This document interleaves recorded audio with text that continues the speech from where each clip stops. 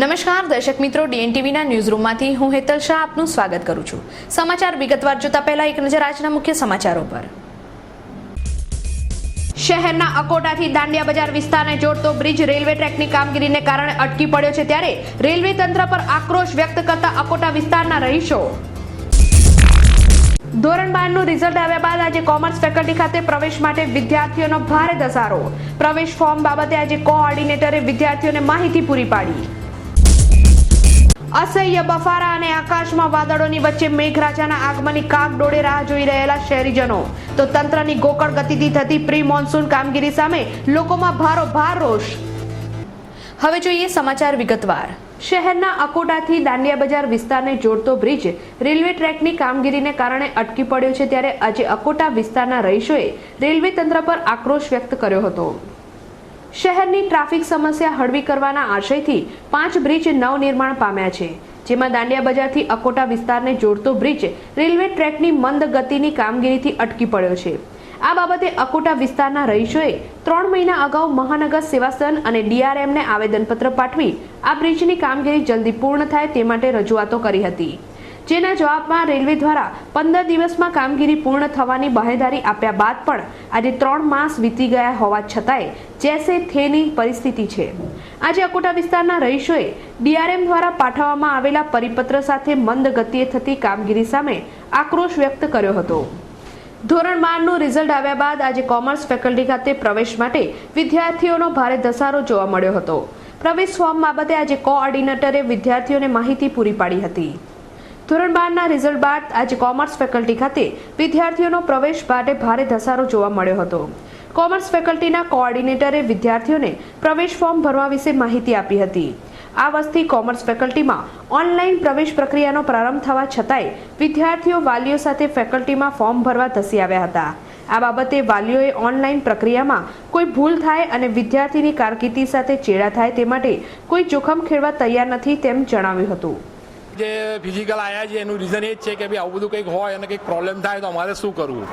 એ હેલ્પલાઇનમાં કહે છે પણ ઓનલાઈન હેલ્પલાઇનમાં 2, 5, 10 નંબર હશે અને સ્ટુડન્ટ તો 10,000, 5,000 સ્ટુડન્ટ હશે, તે લોકો રિપ્લાય કેટલાને હાલશે એ બી એક પ્રશ્ન છે, કારણ કે હેલ્પલાઇનમાં ઓનલાઈન બધા પર એટલી બધી વાતો નહીં કરી શકે। એ જેટલું રીઝન હશે, જેટલી લાઈન પૂછશે એટલું જ સોલ્યુશન, પણ આગળ માટે ફરી એને હેલ્પલાઇનમાં ફોન કરવો પડશે। મહારાજા સયાજીરાવ યુનિવર્સિટીની કોમર્સ ફેકલ્ટીમાં ઓનલાઈન પ્રવેશ આપવાની પ્રક્રિયા સામે ફેકલ્ટીમાં કોમ્પ્યુટરની સંખ્યા ઓછી હોવાથી વિદ્યાર્થીઓને અગવડ પડે છે, તે બાબતે આજે એનએસયુઆઈ દ્વારા કોમર્સ ફેકલ્ટીના કોઓર્ડિનેટરને આવેદનપત્ર પાઠવવામાં આવ્યું હતું। મહારાજા સયાજીરાવ યુનિવર્સિટીની કોમર્સ ફેકલ્ટીમાં આ વર્ષથી ઓનલાઈન એડમિશન પ્રક્રિયા શરૂ કરવામાં આવી છે। આ ફેકલ્ટીમાં દર વર્ષે 8,000થી વધુ વિદ્યાર્થીઓ પ્રવેશ મેળવે છે, ત્યારે વિદ્યાર્થીઓની સંખ્યામાં પ્રમાણમાં 20થી 25 કોમ્પ્યુટર મૂકવામાં આવે તો વિદ્યાર્થીઓને પ્રવેશ પ્રક્રિયામાં સરળતા રહે।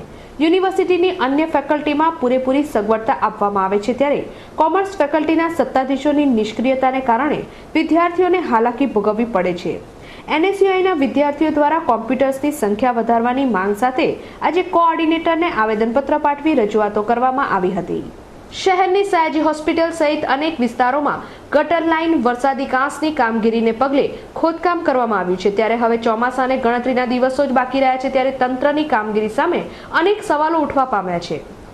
દર્શક મિત્રો, વડોદરાની સયાજી હોસ્પિટલ મધ્ય ગુજરાતની સૌથી મોટી હોસ્પિટલ, જેમાં વડોદરા જિલ્લા સહિત આસપાસના વિસ્તારમાંથી પણ લોકો સારવાર મેળવવા આવે છે। આ હોસ્પિટલની પરિસ્થિતિ તંત્રની બેદરકારીને પગલે નરકાગાર બની ગઈ છે। એસએસજીની સામે મેઇન રોડ પર ડ્રેનેજની કામગીરી કરવામાં આવી છે, જેમાં હલકી ગુણવત્તાવાળું મટીરીયલ વાપરી કામ આટોપવાની તૈયારીઓ ચાલી રહી છે। રસ્તો પણ અતિ બિસ્માર હાલતમાં છે। રસ્તા પાસે જ ખાડા હોય 108 એમ્બ્યુલન્સને આવતા જતા પણ ખૂબ તકલીફ પડે છે, તો દર્દીઓની દશા તો અત્યંત દયનીય છે। ઠેર ઠેર ખાડા ખોદી માટીના ઢગલા કરી દેવામાં આવ્યા છે। હવામાન વિભાગ દ્વારા કહેવામાં આવે છે કે ચોમાસું સમયસર આવશે। કેરળમાં તેનું આગમન થઈ ગયું છે અને મેઘરાજાને જમાવટ પણ કરી છે, ત્યારે શહેરમાં હજી પ્રી મોન્સૂનની કામગીરીની ગતિ ધીમી ચાલી રહી છે। હજી પણ અનેક સ્થળે ડ્રેનેજના પાણી, રસ્તાના કામકાજ માટે પાલિકા દ્વારા ખોદકામની કામગીરી ચાલી રહી છે। આવા સમયે શહેરમાં જોરદાર વરસાદ તૂટી પડે તો નગરજનોની હાલત શું થાય? સાવલી મોવાડ રોડ પર ટ્રેક્ટરે મારુતિ વાનને ટક્કર મારતા એક વ્યક્તિનું ઘટના સ્થળે જ મોત નીપજ્યું હતું, જ્યારે 4ને ઈજાઓ થવા પામી હતી। આજે સવારે 8:30 વાગ્યાના સુમારે સાવલીથી કમલપુવારા ગામે મારુતિ વાન લઈ સંજય વસાવા, ભાવેશ વસાવા, જયદીપ વસાવા, જીગર વસાવા જતા હતા. મુવાલ રોડ પર સામેથી આવતા ટ્રેક્ટરના ચાલકે સ્ટીયરિંગ પરનો કાબુ ગુમાવતા મારુતિ વાનને ટક્કર મારી અવળી દિશામાં ફેરવાઈ ગઈ હતી, જ્યાં ઘટના સ્થળે જ સંજય વસાવાનું કરુણ મોત નીપજ્યું હતું.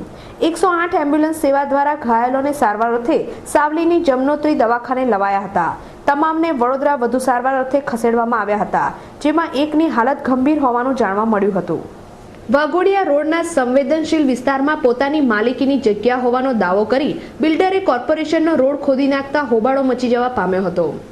વાઘોડિયા રોડ પર ઉદ્યોગનગર અને સૂર્યનગરની વચ્ચેથી 40 વર્ષ પહેલાનો 13.5 મીટરનો રોડ છે. તે રોડની બાજુમાંથી શહેરનું મુખ્ય 3 પૈકીની એક એવી રૂપારેલ વરસાદી કાંસ પસાર થાય છે.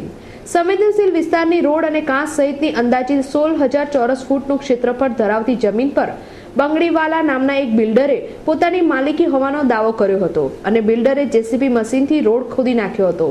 આ ઘટનાને લઈને સૂર્યનગર અને ચંદ્રનગર સહિતના આસપાસના રહીશોએ ભારે વિરોધ નોંધાવ્યો હતો. સ્થળ પર ઉશ્કેરાટ પછી હોબાળો મચી ગયો હતો. બિલ્ડર ત્યાં એક બેડરૂમ, હોલ, કિચનવાળા 80 ફ્લેટની રેસિડેન્શિયલ સાઇટ બાંધવા ઈચ્છતો હોવાનું સ્થાનિક લોકોમાં ચર્ચાતું હતું. તે માટે બિલ્ડર રોડ ખોદ્યા પછી કમ્પાઉન્ડ વોલ બાંધવાનો હતો. વોર્ડ નંબર 3ના કેટલાક અધિકારીઓ જેસીબી મશીન સાથે દોડી આવ્યા હતા, પરંતુ ઉશ્કેરાટને પગલે કામગીરી કર્યા વિના નીકળી ગયા હતા. ઘટનાને લઈને પૂર્વ ડેપ્યુટી મેયર શૈલેષ સોટા પણ દોડી ગયા હતા.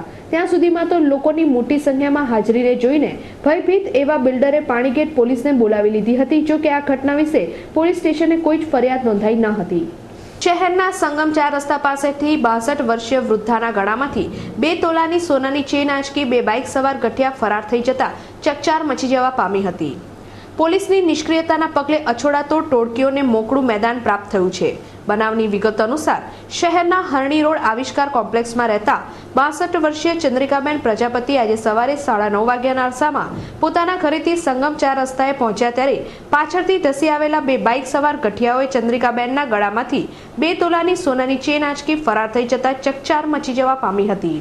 બનાવની જાણ થતાં જ ઘટના સ્થળે સિટી પોલીસ મથકનો કાફલો ધસી આવ્યો હતો અને અજાણ્યા અછોડાતોડ બાઇક સવાર ગઠિયાઓને ઝડપી પાડવાના ચક્રો ગતિમાન કર્યા છે.